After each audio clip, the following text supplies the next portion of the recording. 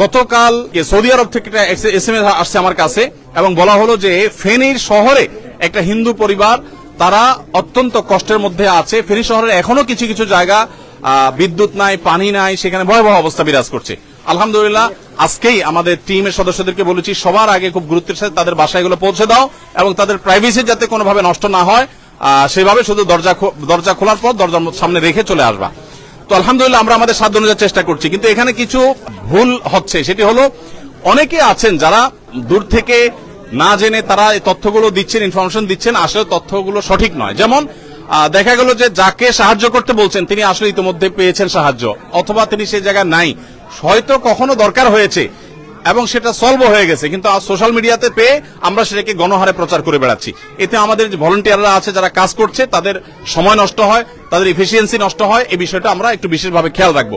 আরেকটা জিনিস আমরা মনে রাখি যে আসুন্নাহ ফাউন্ডেশন সারা দেশের প্রত্যেকটা বন্যা কবলিত এলাকায় পৌঁছে যাওয়ার চেষ্টা করছে। আপনারা আমাদেরকে তথ্য দিয়ে সাহায্য করছেন, আমরা সেজন্য আপনাদের শুকরিয়া জানাই, কিন্তু আমরা আমাদের জায়গা থেকে কোনো ত্রুটি করছি না। আপনাদেরকে আমি আশ্বস্ত করতে চাই ফেনী, লক্ষ্মীপুর, নোয়াখালী, কুমিল্লাতে শুধু নয়, আমাদের মাল আগামীকালকে ইনশাআল্লাহ খুলনার পাইকগাছে পৌঁছে যাবে। গতকালকে আমাদের 3টা লরি মাল সেনাবাহিনীর মাধ্যমে আমরা পাঠিয়েছি, তার একটা গেছে সিলেটে, একটা গেছে কুমিল্লাতে, আরেকটা গেছে চট্টগ্রামে। অর্থাৎ বন্যা কবলিত প্রত্যেকটা এলাকাতে আমরা চেষ্টা করেছি আমাদের সাধ্য অনুযায়ী ত্রাণ সামগ্রী দেওয়ার।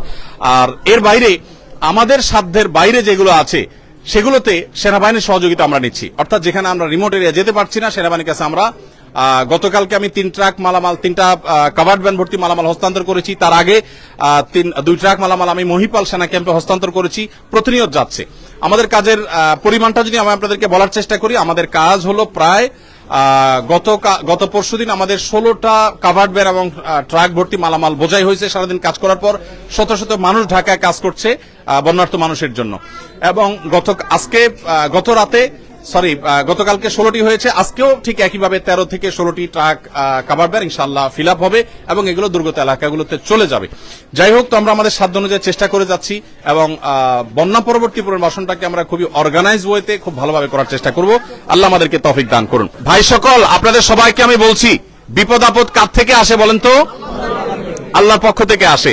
তো যে আল্লাহর পক্ষ থেকে বিপদ আসে, সেই বিপদ দূর করার জন্য আমরা কার কাছে দোয়া করব?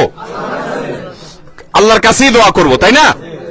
মনে রাখবেন, দুনিয়ার বিপদ দূরের জন্য আপনার বিপদ হয়েছে, আমি পাশে দাঁড়াইছি, আমার বিপদ হয়েছে, আপনি পাশে দাঁড়াবেন।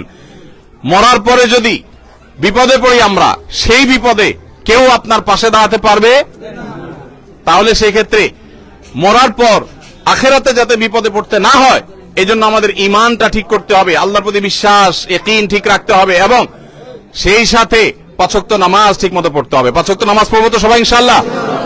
কখনো মিথ্যা বলা যাবে না, কোনো মানুষের ক্ষতি করা যাবে না, কারো হক মারা যাবে না, বোনদের হক দিয়ে দিতে হবে, স্ত্রীর হক দিয়ে দিতে হবে, স্ত্রীও স্বামীর হক আদায় করতে হবে, কারোর প্রতি জুলুম করা যাবে না, ঝগড়া মারামারি করা যাবে না, তাহলে ভালো মুসলমান হওয়া যাবে। এই কাগজটাতে সবকিছু লেখা আছে, এগুলো আপনারা ভালো করে পড়বেন। আসুন্নাহ ফাউন্ডেশন আমাদের সাধ্য অনুযায়ী আপনাদের পাশে আমরা আছি। আমাদের ভলান্টিয়াররা রাত দিন পরিশ্রম করছে। এই যে মফিজ ভাই আসুন্নাহ ফাউন্ডেশন একজন শুভাকাঙ্ক্ষী, তিনি একইভাবে অর্থ দিয়ে সাহায্য করেন, আবার শ্রম দিয়ে সাহায্য করছেন। এরকম বহু লোক সারা দেশে আমাদের আছে, তারা গোটা দেশব্যাপী ঝাঁপিয়ে পড়েছে সমস্ত কাজকাম বাদ দিয়ে আপনাদের কিভাবে কষ্ট দূর করা সেজন্য আমরা চেষ্টা করছি। আপনারা আমাদের জন্য দোয়া করবেন তো ইনশাআল্লাহ? আমাদের যে সমস্ত ডোনাররা আছে যারা টাকা দিয়েছেন, সেই টাকাটা দিয়ে আমরা মালগুলো কিনে, আবার আমাদের স্বেচ্ছাসেবকরা কষ্ট করে পরিশ্রম করে এগুলো প্যাকেট করেছেন, সেগুলো আপনাদের কাছে নিয়ে আসছি। আপনারা আমাদের সবার জন্য দোয়া করবেন ইনশাআল্লাহ। আর আপনাদের জন্য আমরা দোয়া করি, আল্লাহ আপনাদের কষ্টকে দূর করে দেন এবং লাঘব করে দেন। আল্লাহ তাআলা দুনিয়াতে যেরকম আপনাদের বিপদে আপনাদেরকে সহায়তা দিচ্ছেন, আল্লাহ যেন আখিরাতে বিপদ থেকে আমাদের সবাইকে উদ্ধার করেন, বলেন আমিন। লক্ষ্মীপুর, নোয়াখালী এলাকার মানুষ, কুমিল্লা, ফেনী এলাকার মানুষ দিনদার, ধার্মিক হয়ে থাকে, নামাজি কালামি হয়ে থাকে। আমরা সবাই সেটা যেন খেয়াল রাখি, আমরা যেন ভুলে না যাই। মনে রাখবেন, আল্লাহর আযাব যদি হয় তাহলে কিন্তু মানুষ সে আযাবে ধ্বংস হয়ে গেলে তার জাহান্নাম নিশ্চিত। বন্যার পানি হতে পারে আল্লাহ আমাদের পরীক্ষা করছেন, হতে পারে আমাদের গুনাহ মাফ হবে, কিন্তু আমাদের সবর করতে হবে। আপনাদের মধ্যে যারা উপযুক্ত, যাদের ঘর বাড়ি ভেঙে গেছে, শেষ হয়ে গেছে, আমরা আসুন্নাহ ফাউন্ডেশন থেকে তাদেরকে ঘর করে দেওয়ার জন্য টাকা পয়সা এবং টিন দেব ইনশাআল্লাহ। এবং যাদের কৃষক, কারো গরু মারা গেছে, ছাগল মারা গেছে, কারো ক্ষেত খামার নষ্ট হয়েছে, আমরা তাদের জন্য চেষ্টা করব, তথ্য উপাত্ত করে যাচাই বাছাই করব, শুধু আবেদন করলেই হবে না। যদি সত্য কেউ তথ্য দিয়ে থাকে মিললে আমরা ইনশাল্লাহ তাদেরকেও নগদ অর্থ সহায়তা করব। অতএব আপনাদেরকে শুধুমাত্র আমরা এই যে কিছু চাল দিলাম এটাই শেষ না, এরপরে আবার 25 কেজি করে চাল আমরা দেব যারা গরিব, অভাবী, দুস্থ তাদেরকে। পানিটা শুকালে আমরা সবার ঘরে ঘরে এটা পৌঁছায় দেব। কিন্তু শর্ত হলো সত্য তথ্য দিতে হবে। যে মিথ্যা কথা বলে তার সাথে আমরা নাই। সত্যবাদীর সাথে আল্লাহও আছে, আমরাও আছি। আর মিথ্যাবাদীর সাথে আল্লাহও নাই, আমরাও নাই। মিথ্যা মানুষকে ধ্বংসের দিকে নিয়ে যায়। আমরা কখনো মিথ্যা বলবো না। ত্রাণ কেন, গোটা পৃথিবীর বিনিময়ে মুসলমান মিথ্যা বলতে পারে? অতএব আমরা শক্ত থাকবো তো ইনশাআল্লাহ। এবং আমাদের মা বোনরা যারা আছে তাদেরকেও আপনারা নসিহত করবেন। আপনাদের স্ত্রী, আপনাদের বোন হয়তো আছেন, দেখেন ঘর বাড়ি ছেড়ে আপনারা এখানে চলে আসেন, কারণ এই আশ্রয় কেন্দ্রে থাকতে ইচ্ছা করে না। কিন্তু মনে রাখবেন আল্লাহ রাব্বুল আলামিন যে আমাদেরকে ভালো রেখেছেন। আশ্রয় কেন্দ্রে আমরা যে থাকতে পেরেছি, বহু মানুষ আছে আশ্রয় কেন্দ্রে নাই। ফেনীর পরশুরাম, ছাগলনাইয়া এলাকা, এই সমস্ত এলাকাগুলোতে এমন ভয়াবহ অবস্থা বিরাজ করছে যে সেখানে দোতলার ছাদে, 3 তলার ছাদে মানুষ আজকে 4-5 দিন ধরে আছে, বৃষ্টির মধ্যে ভিজতেছে, খানা নাই, কিছু নাই, 4 দিন 5 দিন।